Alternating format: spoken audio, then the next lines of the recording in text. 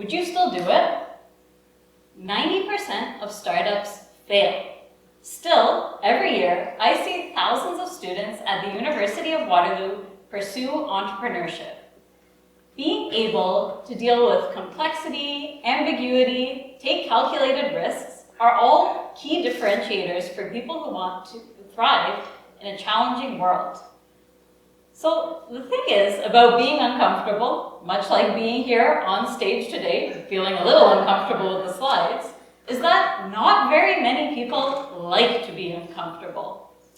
So in my time at the Velocity Incubator, I've been obsessed with trying to figure out what it is about entrepreneurs that makes them get comfortable with discomfort and how I can teach students those skills.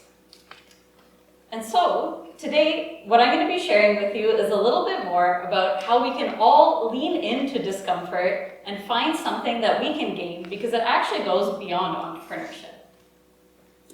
First, I want to share a bit about why entrepreneurial skills are the skills that we need for the future of work. We've all heard passionate speeches from inspiring and aspiring entrepreneurs who claim that their work is making the world a better place.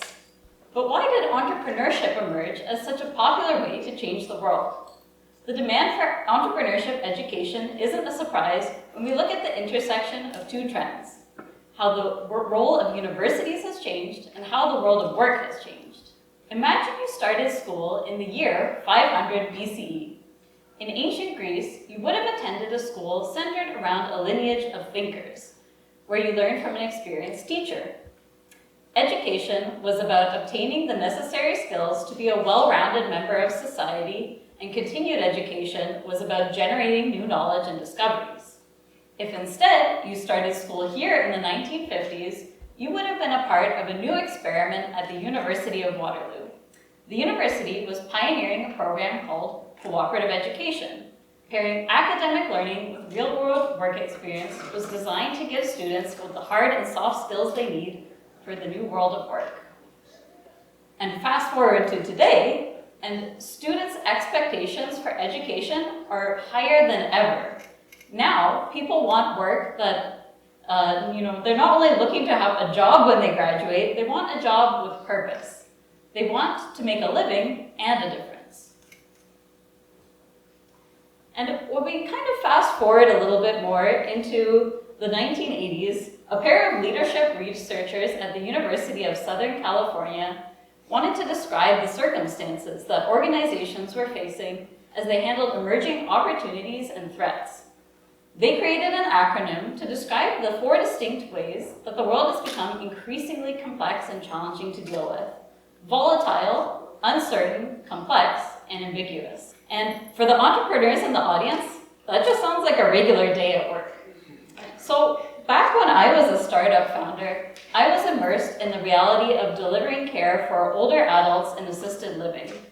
We had the opportunity to actually go to a local facility and pilot our technology. And on the first day that I went there, I was, feeling really excited, ready, and optimistic to test things out with our first user.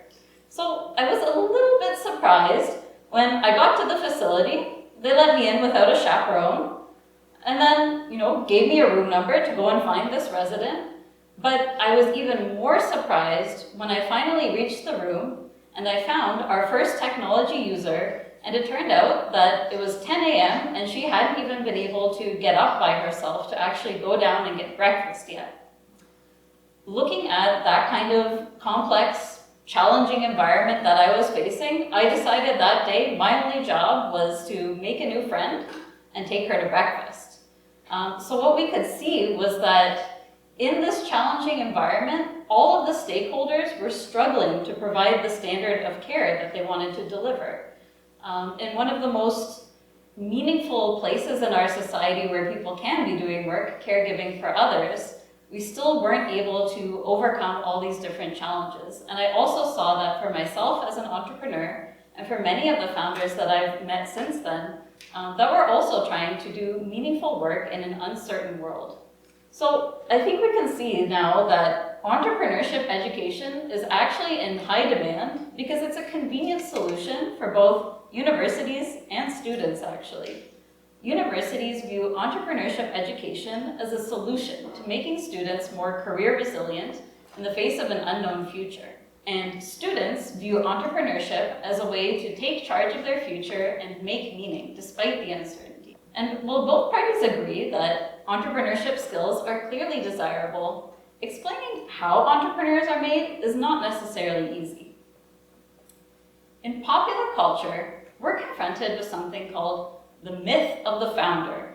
There's an idea that there are people who are born creative, natural risk takers with big, ingenious ideas, and then there are the rest of us.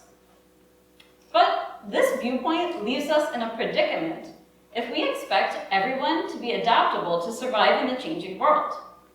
And from my personal experience as a founder and working with students, I know that this isn't true. So what we've been working on at Velocity is figuring out how students can develop those entrepreneurial skills regardless of their background, personality, or where they're starting from. One day, our team was discussing the dozens of businesses that we had on campus that term. In our industry, universities are ranked on the basis of the total number of startups coming out of campus every year. One of my colleagues remarked how difficult it was to actually help and build so many businesses in so many different product categories and industries. So somewhat jokingly, I protested, I don't have time to build 50 businesses. I don't build businesses. I build people who build businesses. We stopped to take in that idea for a moment. It turned out that actually the idea of building founders intuitively made sense to us. We knew that founders rarely succeed on their first venture. The types of skills, connections, and experiences that they were gaining over the attempts that they make to build a business could take months or even years to materialize. So we knew that day we realized effective entrepreneurship education needed to be about skills development for founders, not the creation of startups. And what did this mean for our team? Well, we had to completely rethink the way that we had been doing things for the last 15 years. And once we started to talk some more about everything, we found out that there were just 6 essential skills that students were going to need to become effective founders. We had a look at our own journeys as well as the founder community that we have on campus at Velocity.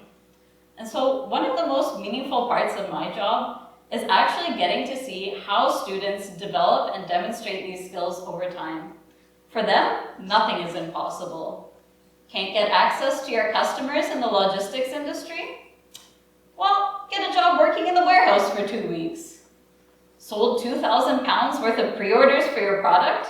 Ship it now and worry about how to lift it into the building later. Your product is going to need 2 to 3 years of R&D to even make a prototype? Come back to school for a PhD. Giving students the opportunities and the encouragement to put these skills into practice leads to explosive growth. And we can see that they've even developed a lot of the skills here on the screen in those little examples. So things like bias to action, which is choosing to do something now rather than later, and choosing to do something over nothing. It's the art of taking calculated risks in ambiguous circumstances.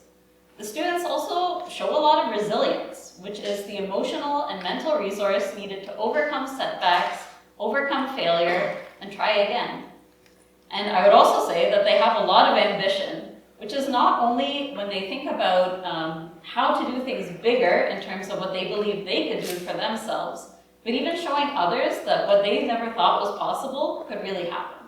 So even after we've created this kind of a new framework, and we have 6 different skills, we're only part of the way to solving the challenge of how to actually teach students these skills. So I don't know about you, but Bias to Action 101 was not a course when I was in school. Fortunately, we have a way of teaching students without a course, a syllabus, or even a classroom. If you remember our history lesson from earlier, the University of Waterloo was proud to be a champion for cooperative education, a type of experiential learning. We couldn't effectively teach the soft skills, workplace dynamics, and industry trends while sitting in a classroom, so we sent students out into the world to work real jobs. Just like you can only learn to drive a car by taking it out onto the road for the first time, we teach students in a real environment with the training wheels on. And then once they're comfortable, we're going to hand over the keys and let them drive the car. And so, by doing all of this, we really stuck to 3 principles that we wanted to embed in all of our kind of entrepreneurial teachings.